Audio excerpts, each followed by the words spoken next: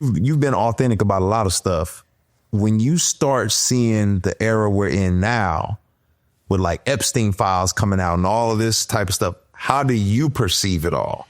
Wow. Now we got to go back to the second big event in our life. Oh, yeah, the lawsuit. Which was, we were in, you got to understand, we were into how many years in? Well, it was 2017 when it went down. That was 2016. It was like the same year. 2016. So it was right after we had went public.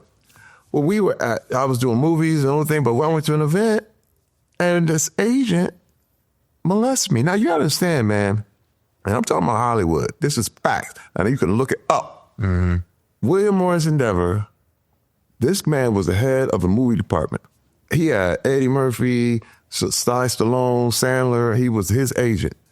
He would get high and do whatever he wanted to do, crazy stuff. Yeah. The CFO of William Morris Endeavor, a man died in his home dungeon.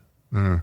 In his home dungeon. I'm going to tell you that. I'm not saying this to just, it's not a fake, it's not nothing. You can look it up right now. Mm-hmm. They might have swept it off the internet. Yeah, but no, it's true. And wait, the police man dead. Mm. But the police didn't do nothing. What is that? This is Hollywood. Mm. All this stuff is going. It's people got a whole bunch of stuff going on, right? And we walked in on it. Mm-hmm. We literally at this party. This guy comes and he grabbing me, man, and I'm going, get off me, man. What are you doing? The man was high on something. He's on something. I'm like, yo, I'm not the dude. And now here I'm the only black man in this whole party. Like I'm a boy. yes. You know what I mean? Like this. I am not part of that party. Fan club. Yeah. Bruh, wait. And so when he literally was like, I was about to kill him. But God was listen, all this therapy.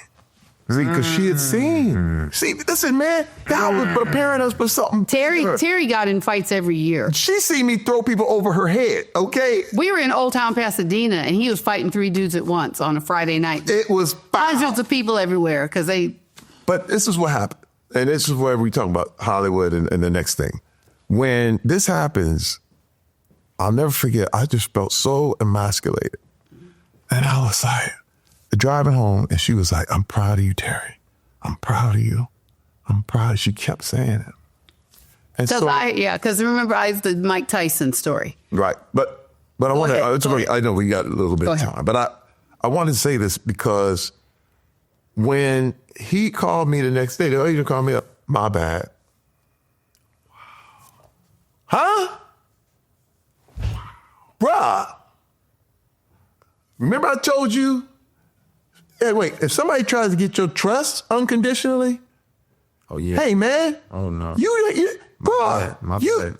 That does not work. Mm-hmm. Yeah, I said that doesn't work. I said I have given y'all millions of dollars, and you embarrass me in that way in front of my wife, in front of this whole thing, and you won't say my bad. You slipped up, and that's it. And wait, and I went to the heads, I went to everybody, and they told me like, and the head of William Morris Endeavor looked at me and said, I said, bro, I can't let this happen. He said, give it your best shot. Yeah, do what you gotta do. You understand how evil that is. If you tell me I work for you. When that is the thing. You telling me I'm paying you, but yet you still my slave. Mm-hmm. Mm-hmm. You're the goyim. Mm. You know what I mean? And I'm like, hey, man. Mm-mm. So I already went public before. I said, okay. So we went public together. We went on a whole thing. You can't do this. You can't do it. Sexual assault is real. This and that. We was on Dr. Phil. We was on Today Show. We was on this. I said, I told her, I said, you cannot. I said, hey, man, this dude. And then when I went and I did those tweets, because what happened is the Me Too movement happened. I said, this happened to me. And everybody went, what? And you understand, had I not been through what we have been through, I would have never, because that's the thing. Everybody wants to keep their secrets. If I had secrets, you can't talk freely. Yeah. But I was a whole person. And I said, no one can go. You got to understand how many people got off the plane, the truck, or the bus in Hollywood and got molested and sent away. And nobody believed what they were saying. No, you know what's fun? I don't mean not to cut you off, but my first foray, because, you know, I'm on the Christian side, but I'm also meandering on the mainstream side. And I have a mainstream publicist. And they're like, hey, we got you this song with so-and-so. We got this. We got this. This woman wants you on her show, but she's very attracted to you. Can you flirt with her a little bit? She's going to flirt with you. I need you to just go along with it so we can make this happen. And that was my first, like, wait, this is real. Real. So anyway. And bruh, we went and it was crazy. Everybody was like, how can Terry Crews get molested? He's giant. He's big. I was just saying, he's a big black man. I said, hey, you know. Because you chose to not crush his head. Hey, well, and the thing is that even if I did, does that mean I didn't get molested? That's true. See, that's true. People want to say this, man. I started to examine it, and you have to examine it too, because I saw him and I saw this agent as another person caught in an addiction. You see, I saw it for what it was. Here's a man who had secrets he couldn't get out of. And he got all these clients and he risked it all.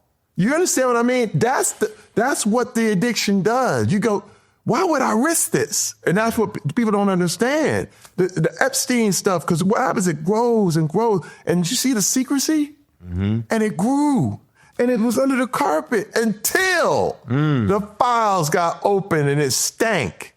And it's nasty. And you see how rank and foul it gets because they all waited and were hoping one day, like I used to. Like literally the world was like, what is it we don't know about y'all? Just like she asked me. And all of a sudden, remember, it will be revealed. Yeah. No matter where you are, it will. And listen, I'm not pointing fingers at nobody. Yeah. I've always said, me, I was guilty. It's not my job to call people out. It's never been my job. The only reason I said the thing about William Morris is that they said they did nothing wrong. And I sued them. Bro, I spent we spent $500,000 of our own money. And let me tell you, I would go to home and I said, babe, we can't do this. And wait, and when I did the tweets, I knew Hollywood was over again. Because everybody was like, Terry, you went up against William Morris Endeavor, the biggest agency in Hollywood.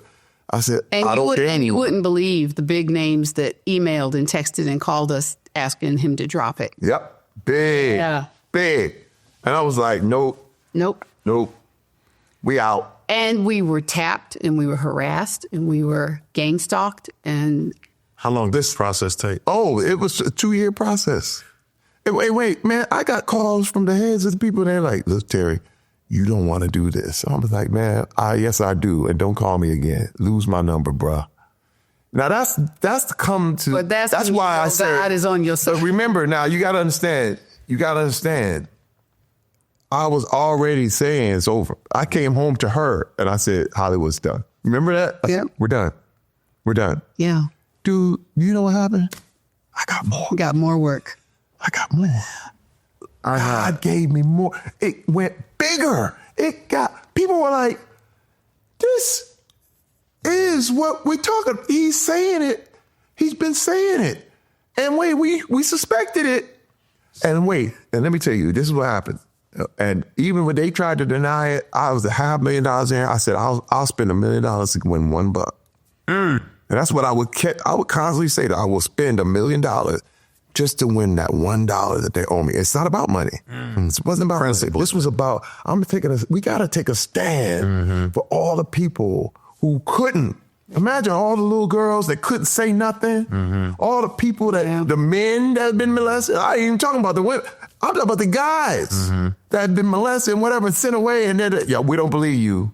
That's good. I said, we have to make this stand. And you know what happened? All these people came and joined. Other victims of this man. And we didn't go. They said, we don't want to be a public facing, but we'll join you. And I said, oh, was like 13 people. came And forward. wait, William Morris was like, we quit. Here, They we'll sent give you him. your money back. Yep. He got him out of there. Before they said there's no way he could leave. He's a partner. And then I was like, can he leave now? They was like, yeah. Yikes. And bro, God stood up for us. Yeah. Good.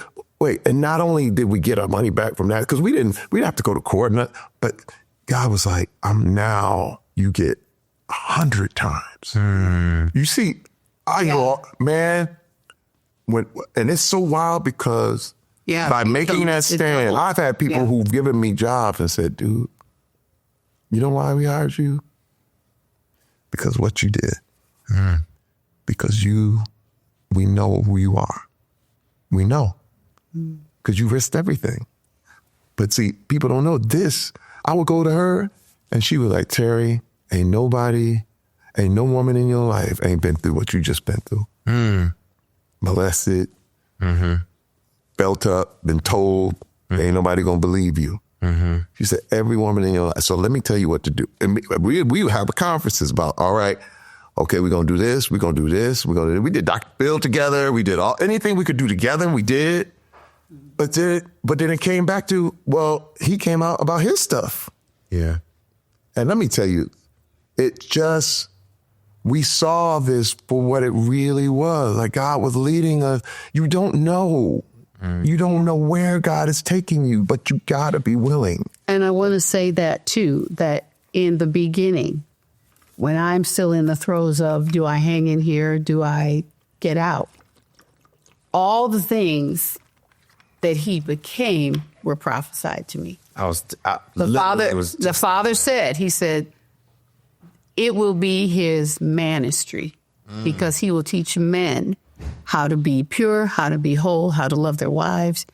He said, Rebecca, he said, you think this is the worst thing that ever happened to you, but this is the bedrock of your ministry. I said, whoa. And like they say, you don't choose your cross or your resurrection. We were on It chooses you. We were on and I said, we were on an anniversary trip. I remember we went, and I said, babe, I am now the man you prayed for. I said, this is the man you've been praying for. The one, which is when God said the new man, I said, this is it. And I knew it. Yeah. I knew it. I mean, even when we were friends and I would argue with the Lord, I was like, he's younger than me. He doesn't have a job. He's fresh out of his mama's basement. Why are you giving me this boy? God said, the man you prayed for is in that boy. And he said, you trust me, you will see everything I have told you will come to pass. Everything God has ever said over our lives, except for a few things that are still in the future, lifestyles of rich and famous, we've done it. All of it, even from where the breakup, and God said, this will be a ministry. It's all, everything has come to pass.